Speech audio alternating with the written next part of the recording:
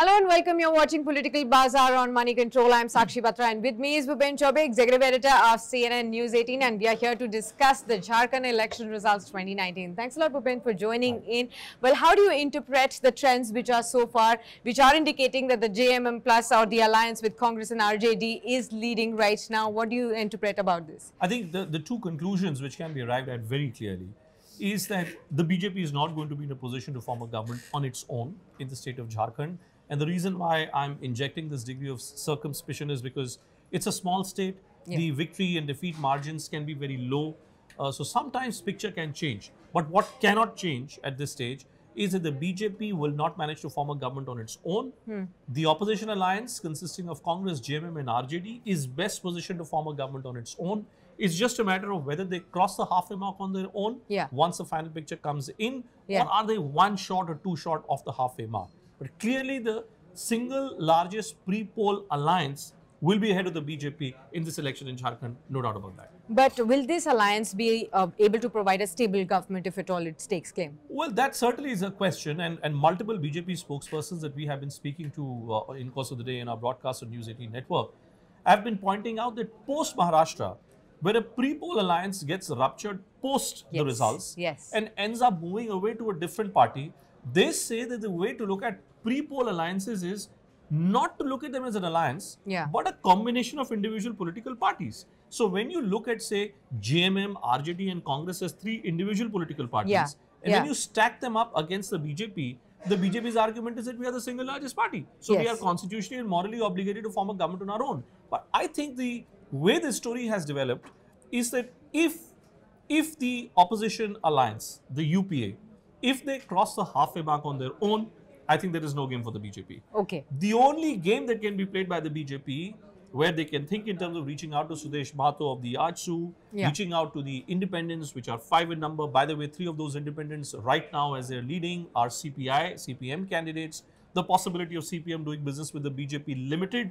But in the state of Jharkhand, all kinds of political experiments have been played out. So nothing surprises me about Jharkhand's politics. Remember, this is the only state in the history of India where an independent in the form of Madhu Koda got backed by both leading parties, both the Congress and the BJP, because both of them were claiming that the independents are on our side. This kind of a scenario will unfold only if the gap between the UP and the BJP is around 3 to 4. If it's 10 or beyond 10, there is no game. Hemant Soren becomes the chief minister. Right. But do you actually see the BJP on a political back foot right now, and just 7 months after the historic second term win that they have had? Well, I think that what's happening is that whether it was Maharashtra or it is the state of Jharkhand, and in the past I can take you back to 2015 Delhi Assembly elections, India is voting very differently when it comes to Lok Sabha elections and the Jharkhand Vidhan Sabha elections, or for that matter any Vidhan Sabha election. This is the same state where just 6 months back, the BJP candidates had won 11 out of 14 seats, and plus the AJSU led by Sudesh Mahato had won 1 Lok Sabha seat. So the BJP alliance got 12 out of 14 Lok Sabha seats.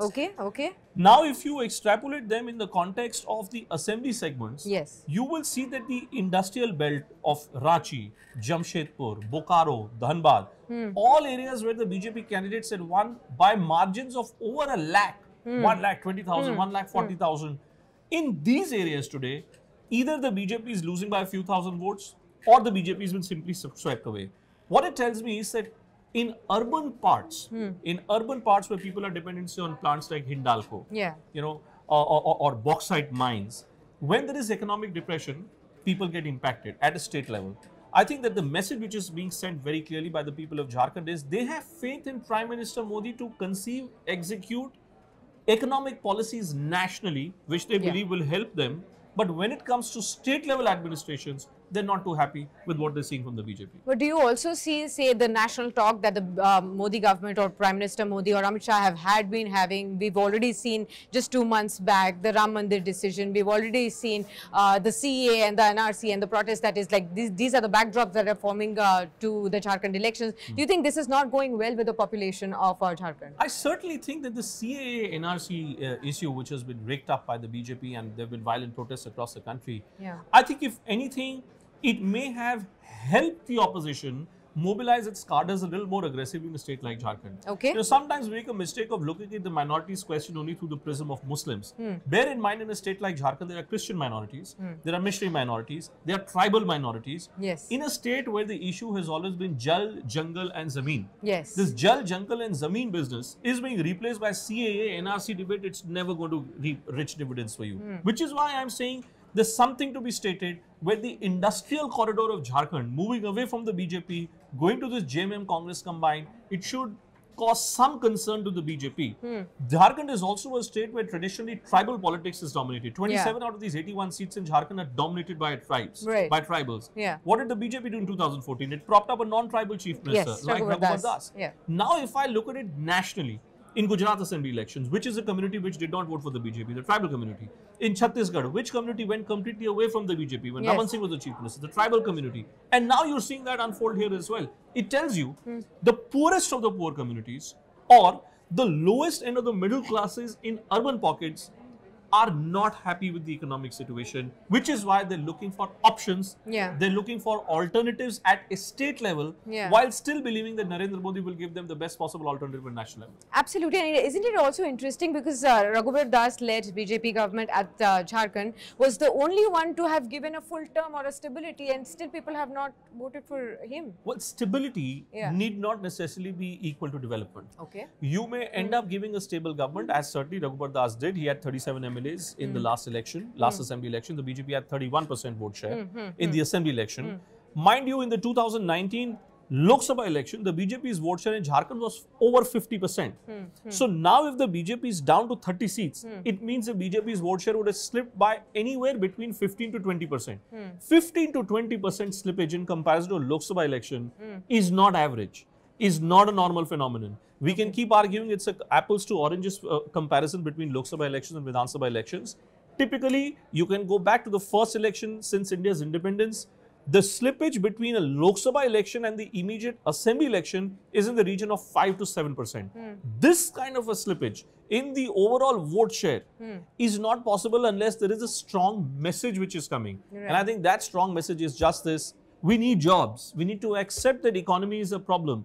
Jharkhand is the second most poorest state in India. Jharkhand is the one state where the maximum number of development projects have been stalled between 2016 and 18. The highest rate of unemployment in India anywhere is in Jharkhand. You want me to believe that NRC debate and Ayodhya debate and CA debate is going to have an impact on these people? Then I think we're living in fool's paradise. So strategy needs to be revised by the BJP, at least at the state level? I think what is now happening is that the law of averages is catching up with the BJP.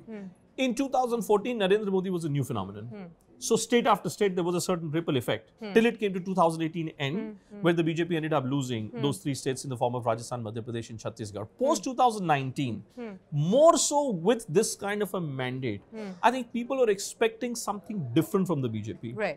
BJP may not be in power in Maharashtra, not because Shiv Sena backstabbed them, but it's also because the BJP lost the entire Vidarbha region. Just like in Jharkhand, if this industrial belt, the tribal belt is voting against the BJP, in Maharashtra, in Vidarbha, the poorest of the poor communities voting against the BJP, then I look at a nationwide narrative. The Prime Minister wants the people of India to be convinced that he is indulging in Sabka Saath, Sabka Vikas. That the poorest of the poor communities are beneficiaries of social welfare schemes. Well, maybe the poorest of the poor communities are asking for more. They're asking for sustainable, tangible solutions, and they're not seeing those tangible solutions. And lastly, Bhupendra, whichever combined forms the government right now, which is seeming to be the JMM plus ally with Congress and RJD, what are the most pressing issues that the government needs to address in Jharkhand right now? I think first things first, you need to figure a way out of bailing out plants like Hindalco. You can't have a scenario where the largest PSU unit ends up cutting down its shifts, ends up reducing the number of people who are in permanent roles. In a state like Jharkhand, all this matters a lot.